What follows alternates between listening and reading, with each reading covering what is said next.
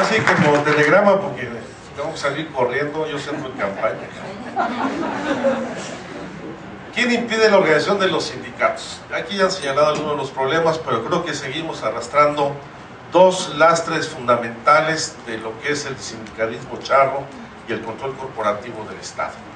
Uno es la facultad discrecional que tiene la Secretaría del Trabajo para la toma de nota, que esa es la parte fundamental para el reconocimiento de los sindicatos. Y el segundo, el control que tiene la Secretaría del Trabajo sobre el referéndum para reconocer la mayoría o la titularidad de los contratos colectivos en las distintas empresas, ya sea nacional o ya sean en los sindicatos de empresa.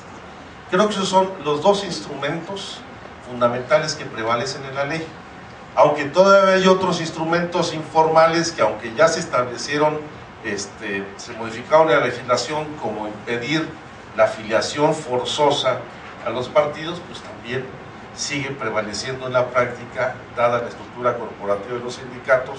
Ya están los videos recientes dados a conocer de las asambleas del Sindicato de Trabajadores Petroleros, donde dicen todos somos priistas y vamos a seguir votando por el PRI.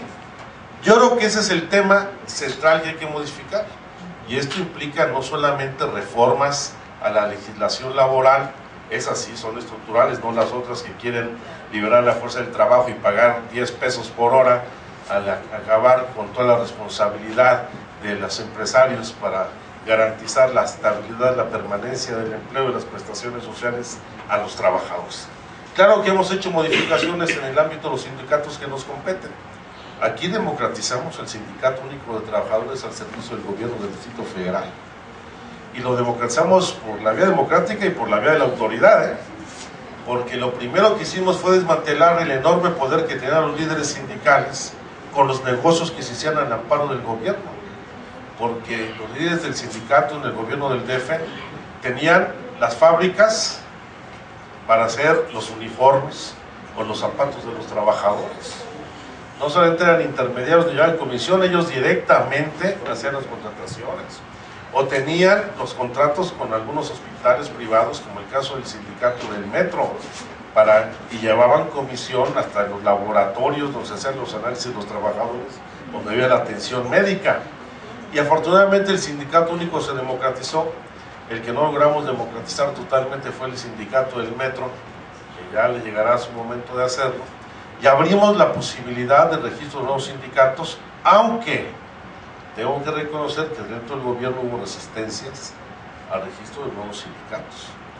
Sin embargo, ahí tuvimos resistencias con el sindicato del INVI, por ejemplo, cosa que ya va avanzando, pero yo tuve, por ejemplo, la oportunidad de otorgar el registro a varios sindicatos, como el sindicato de bomberos, que fue el primer sindicato de esta naturaleza que hubo en el país, y abrimos otros más. Pero yo creo que ahí va la cosa, y hay que también revisar el papel de las juntas locales de conciliación y arbitraje, que ahí también tenemos todavía algunos resabios y problemas. Sobre el transporte público, ¿por qué es más caro el concesionado? Pues justamente por eso, porque el transporte de las empresas públicas tiene un subsidio. El subsidio al metro es cerca del 100% del costo del boleto, del viaje por boleto. Y algunas de las nuevas modalidades que se han adoptado en asociación con los permisionarios implica un costo superior aún, y cuando está muy por debajo de los estándares de la prestación del servicio de transporte público en otros estados. Aquí el Metrobús cuesta 5 pesos, y en el Estado de México ya costar 15. O sea, si hay contención en las tarifas, aún y cuando se elimine el subsidio. Yo creo que eso es importante tenerlo en cuenta. Gas natural. Bueno, yo sí soy un defensor pleno del gas natural, aunque reconozco varios problemas. Primero, coincido en el caso de Amalia, en que nosotros tenemos que avanzar en la búsqueda de energías alternas. Y una de las energías alternas que tenemos con mayor disponibilidad es el uso de gas natural. Nosotros en este país desperdiciamos, quemamos el gas natural que tenemos a montones. Todos los mecheros que ustedes ven en los pozos petroleros, en las refinerías, es gas natural que podría utilizarse. Estamos quemando el dinero, echándolo a contaminar la atmósfera. Y evidentemente tenemos uno de los potenciales energéticos subutilizados más importantes. Pero también el gas natural tiene otros beneficios. En el caso del Distrito Federal, cuando nosotros tomamos la decisión el 6 de enero de 1998 de iniciar un programa de reconversión energética en muchas de las industrias, este tenía un objetivo ambiental fundamental, porque nosotros habíamos logrado en las políticas ambientales, por ejemplo, modificar el uso de carbón mineral o de coque o de combustóleo para la generación de energía, por ejemplo en la parte de las plantas termoeléctricas del Valle de México. La reconversión a gas natural, no solamente esa, sino de muchas industrias en el Distrito Federal, llevó a que disminuyéramos significativamente el volumen de emisiones, particularmente de monóxido de carbono a la atmósfera, con lo cual se contuvo en gran medida el incremento de la contaminación, y se ha revertido porque ahora ya tenemos más días limpios todos los días en la ciudad. Además, el gas natural es menos riesgoso que el gas licuado de petróleo. ¿Por qué? Porque aún teniendo el mismo índice de, ¿cómo se llama esta capacidad calórica? Sí, o sea, generan el gas LP, y el gas natural tiene la misma capacidad de generación de energía. Pero, por ejemplo, el gas natural es más ligero que el aire. A diferencia de que el gas licuado del petróleo, que es más pesado, y estas concentraciones no nos generan explosiones en todos los lugares. Es una gran volatilidad, hasta en materia de protección civil se han disminuido los riesgos por el uso de este gas.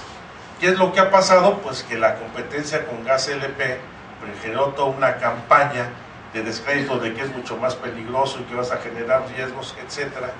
Cuando, por ejemplo, el uso de gas natural en este país no es ninguna novedad. Toda la ciudad de Monterrey, toda la zona metropolitana de Monterrey utiliza gas natural desde 1918.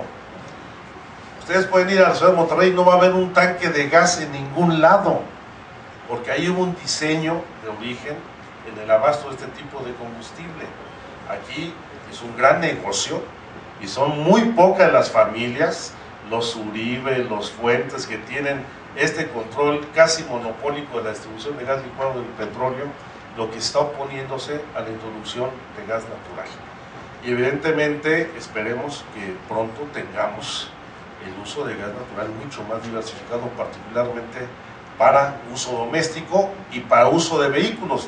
Ahí me tocó iniciar la introducción de gas natural para fuentes móviles, o sea, para vehículos. ¿Cuál ha sido el impedimento fundamental? El impedimento fundamental es Petróleos Mexicanos, que nunca quiso ni ha querido establecer terminales de abastecimiento para vehículos en las estaciones de servicio de gasolina. ¿Por qué? Porque lo que le interesa a Pemex es hacer negocio con la gasolina que importa. Ya importamos más del 52% de la gasolina que consume el país, cuando podríamos tener los vehículos de uso intensivo, de transporte público, de distribución de mercancías, todos dedicados a gas natural. La verdad es que este es un tema que hay que discutir, y aquí hemos metido muchas presiones y que evidentemente hay muchos intereses económicos. Me hago cargo de que ahora son empresas españolas, pero en 1998, cuando iniciamos el programa de reconversión y promoción de gas natural, eran empresas mexicanas. Era de Abasco la que iniciamos aquí, que es la misma que introdujo, que maneja toda la distribución de gas natural en Monterrey. Y luego ya llegaron los intereses del PAN, sus asociaciones con españoles, la venta de las empresas, y hay que recordar que quien entrega las concesiones para la distribución de gas natural es la Secretaría de Energía en este país. También me fui muy largo, iba a ser breve, pero telegrama, para que quede claro, telegrama. Es la parte ambientalista. ¿Por qué se piensa Zacatecas, Michoacán, Baja California? Bueno, yo creo que tenemos que revisar todos. Michoacán creo que merece una revisión mucho más detenida. Los demás no me cabe duda que fue la división interna los que nos dio al traste con nuestra mayoría, con los gobiernos en los municipios. Y en esta división interna, ¿quién se ha beneficiado? Miren, ¿saben cuál es la tragedia de esto? Que los únicos estados donde ganó el PAN posiciones, con excepción de Sonora, fue a nuestras costillas. Porque el candidato que ganó en Baja California Sur era diputado federal nuestro. En Nayarit, que se subió al segundo lugar, la candidata fue diputada federal por el PRD. Y la verdad es que nosotros no hemos sabido hacer una buena evaluación de estos asuntos, porque luego, esas son las alianzas con el PAN, ¿no? Donde creció nuestras costillas en momentos donde Calderón iba en una debacle profunda. Esto de la falta de credibilidad en las instituciones públicas y pasar de una democracia representativa a una democracia directa. Yo creo que efectivamente hay una crisis profunda, no solamente en las instituciones públicas, sino en las instituciones representativas de los partidos políticos. Y tenemos que hacer transformaciones profundas tanto en los mecanismos de democracia participativa como de democracia directa. Yo estoy convencido que si queremos avanzar un verdadero contrapeso de poderes y a unas nuevas formas de representación, tenemos que fortalecer al Congreso, y un régimen parlamentario sería la solución. Y en materia de democracia directa, aunque hemos avanzado, se ha avanzado con una gran simulación, porque hemos planteado las candidaturas independientes, la consulta popular, la revocación de mandato, el plebiscito, el referéndum, la iniciativa popular, y algunas se lograron, pero se lograron de manera muy limitada, porque por ejemplo, para que la consulta popular, que ahora va a estar en la Constitución, una vez que recorra toda la aprobación en los congresos locales, sea vinculatoria en sus decisiones, se necesita que participen 30 millones de ciudadanos. Yo les decía cuando discutimos esto en la Cámara de Diputados, pues son 30 millones, no hacemos una consulta, hacemos una revolución. O sea, convocas a tantos ciudadanos. O para ser candidato independiente, que qué bueno que se rompe el monopolio que tenemos los partidos políticos de la representación popular, pero vas a tener que cumplir con un porcentaje del padrón electoral, ya sea en el municipio, si es que los estados deciden otorgar ese derecho, o a nivel nacional en el distrito, que en muchos casos van a ser inviables que un candidato independiente junte miles y miles de firmas para poder su registro. Yo creo que se avanzó, pero es una gran simulación y hay que garantizar figuras realmente que permitan la democracia directa. Y quedó fuera una, pues que era la más importante, que es la de la revocación de mandato, que es la que realmente valdría la pena para que no estemos haciendo cuentas alegres después, sino se pueda sancionar a los malos servidores públicos en su oportunidad. Yo tengo que salir corriendo porque ya voy atrasado a la siguiente reunión. Quiero pedirle a Julio una disculpa por no poder quedarme.